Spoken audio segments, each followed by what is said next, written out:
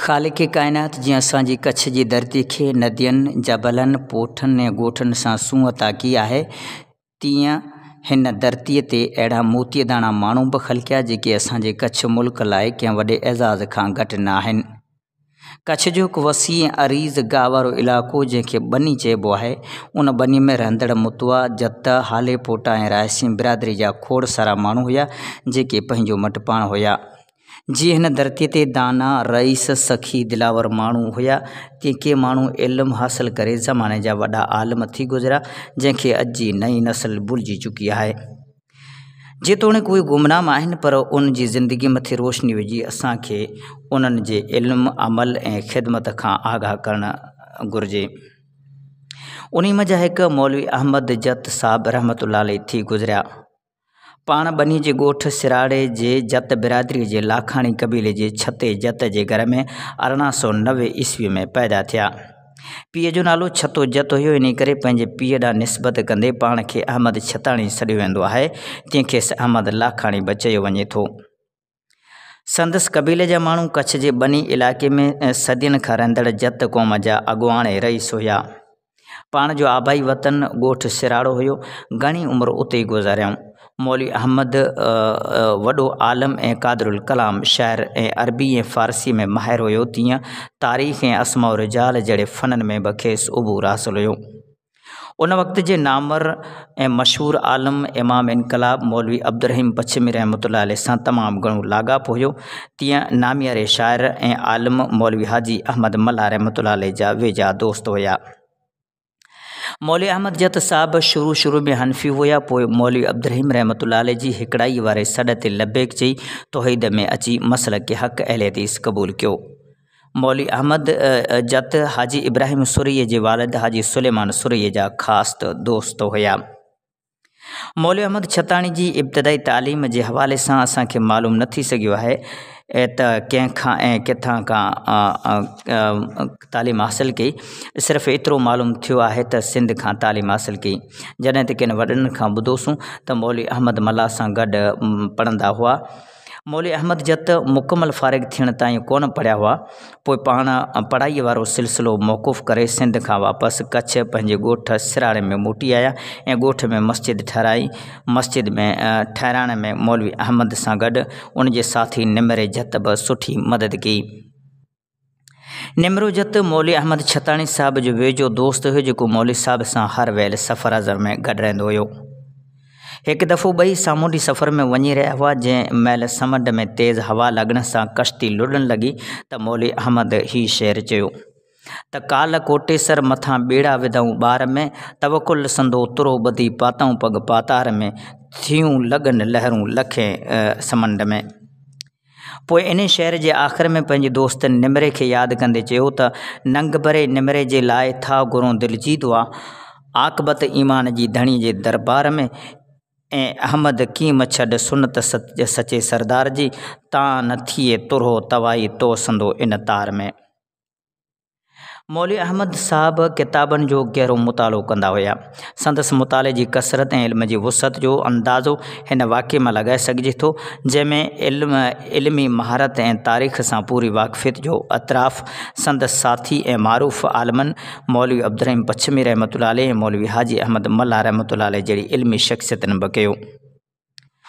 अलाह ॾिनी नोड़े ॿुधायो त हिकु दफ़ो मौलवी अहमद मल्ला सिंध खां कच्छ ॾांहुं अची रहिया हुआ त कच्छ जे रिण में पुराणे ज़माने में कंहिं मुअल माण्हू जो हॾो ॾिठाई। पोइ मौलवी अहमद मल्ला रहमतुल्लाह अलैह पंहिंजे शाइराणे अंदाज़ में ऐं तख़यल में उन हॾे खे सवाल पुछियो, वरी सवाल जो जवाबु ॾिनाई। उहो सॼो शेर सवालनि जवाबनि ते मुश्तमिल तवील शेर आहे, जेको मौलवी अहमद मल्ला रहमतुल्लाह अलैह जी किताबनि में लिखियलु आहे। मौलवी अहमद मल्ला जॾहिं कच्छ में मौलवी अब्दुर्रहीम पछमी जे ॻोठ लुड़ी ककर में आया, मौलवी अब्दुर्रहीम सां मुलाक़ात की। इहा ख़बर मौलवी अहमद छताणी खे पई, तॾहिं पंहिंजे ॻोठ सिराड़े खां निकिता ऐं लुड़ी अची पहुता ऐं मौलवी अब्दुर्रहीम ऐं मौलवी अहमद मल्ला सां मुलाक़ात कयईं। हिक ॿिए जो हाल अहवाल करण खां पोइ मौलवी अहमद मल्ला रहमतुल्लाह अलैह मौलवी अहमद जत खे चयो त मौलवी अहमद को शेर ॿुधायो। तॾहिं मौलवी अहमद जत मौलवी अहमद मल्ला खे चयो त मौलवी साहब, अव्हां जी मौजूदगी में मुंहिंजी कहिड़ी हैसियत जो मां को शेर ॿुधायां। अव्हीं को पंहिंजो शेर ॿुधायो। पोइ मौलवी अहमद मला साहब हॾे वारो शेर ॿुधायो। तंहिंखां पोइ मौलवी अहमद छताणी जत इन ई नमूने पंहिंजो शेर जेको वाट जे नाले सां मशहूरु आहे उहो ॿुधायो, जंहिं शेर में मौलवी अहमद जत ख़्याली अंदाज़ में वाट खां सवाल पुछे थो, वरी वाट उन जो जवाबु ॾिए थी। साॻी मौलवी अहमद मला वारो अंदाज़ अख़्तियार कयाईं। जॾहिं इहा वाट मौलवी अहमद छताणी साहिबु मौलवी अब्दुर्रहीम ऐं मौलवी अहमद मला खे ॿुधाई, तॾहिं मौलवी अहमद मला खेसि शाबासी ॾिनी ऐं मौलवी अब्दुर्रहीम पछमी रहमतुल्लाह अलैह बि मौलवी अहमद छताणी खे पुठीअ तां हथ हणी शाबासी ॾींदे चयाईं त वाह जत वाह, तमामु सुठी शाइरी, ऐं वरी उन में जेका तारीख़ मां ॿुधाई आहे एतिरी त मूंखे बि ख़बर कोन हुई। इहो मौलवी अब्दुर्रहीम पछमी जहिड़े वॾे आलिम बि इक़रार कयो।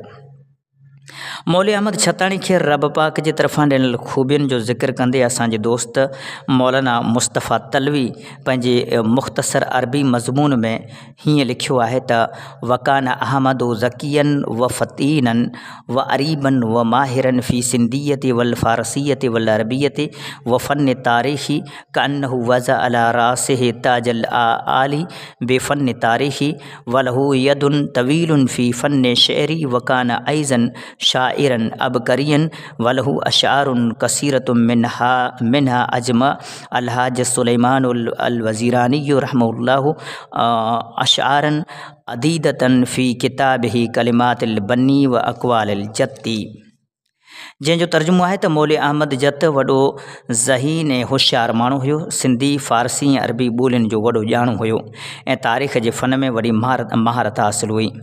ॼण त हिन तारीख़ जहिड़े फ़न खे सिर जो ताज ठाहे पंहिंजे मथे खे सजायो हो ऐं शाइरी जे फ़न में बि वॾी महारत हासिलु की हुई। पाण वॾो शाइर हुयो। संदन चियल शेर खोड़ सारा आहिनि, जंहिंमां के शेर हाजी सुलेमान वज़ीरानी रहमतुल्लाह अलैह पंहिंजी किताब बनीअ जा ॿोल जतन जा कौल में लिखियल आहिनि। मौलवी मुस्तफ़ा जा अल्फाज़। अफ़सोस इन ॻाल्हि जो आहे त मौलवी अहमद छताणी साहिब जी घणी शाइरी ज़ाय थी हुई, पर के बैत ऐं शेर हाजी सुलेमान वज़ीरानी लिखी महफ़ूज़ कया आहिनि, जंहिंमें मशहूरु मींहं वारी दुआ ऐं वाट वारो शेर जेको मौलवी अहमद जत साहिब हिजरी सन 1442 में चयो हो। इन खां अलावा चंद शेर ॿिया बि उन किताब में लिखियल आहिनि। मौलवी अहमद जत साहिब घणो करे पंहिंजी ज़िंदगी इन ॻोठ सिराड़े में गुज़ारी ऐं वरहांगे खां अॻु मुतहिदा हिंद हुअण करे घणो करे सिंध ईंदा वेंदा हुआ, इन करे सिंधियुनि सां दोस्ती बि हुई। पर अजब ॻाल्हि इहा आहे त मौलवी अहमद जत ऐं मौलवी हाजी अहमद मल्लाह रहमतुल्लाह अलैह ॿिन्ही जो साथ क़बर ताईं जारी रहियो। 1969 में मौलवी अहमद जत वॾी उमिरि जे करे कमज़ोर थी विया, एतिरे क़दर जो उथण वेहण जी सघ न हुई। उन वक़्तु पाण पंहिंजे क़बीले वारनि सां गॾु बदीन तरफ़ रवाना थिया, पर मौलवी अहमद साहिब जो इहो सफ़र ज़िंदगी जो आख़िरी सफ़र साबित थियो। हिन फ़ानी जहान मंझि हमेशह लाइ पंहिंजे उठ जी मुहार मोड़े बरज़ख वारे आलम ॾांहुं रवाना थिया। 1969 में उहा मारूफ़ इल्मी शख़्सियत जंहिंखे दुनिया अहमद लाखाणी सां ॼातो सुञातो थिए, उहा शख़्सियत पंहिंजे रब जे अमर ते लबैक चई हली हुई ऐं ग़रीब आबाद में मौलवी हाजी अहमद मल्लाह रहमतुल्लाह अलैह जी क़बर जे वेझो मिटी हवाले थी हमेशह जे लाइ अलविदा थिया। शल धणी ताला उन्हनि ॿिन्ही हस्तियुनि जी मग़फ़िरत फ़रमाए ऐं खेनि जन्नतुल फ़िरदौस नसीब फ़रमाए।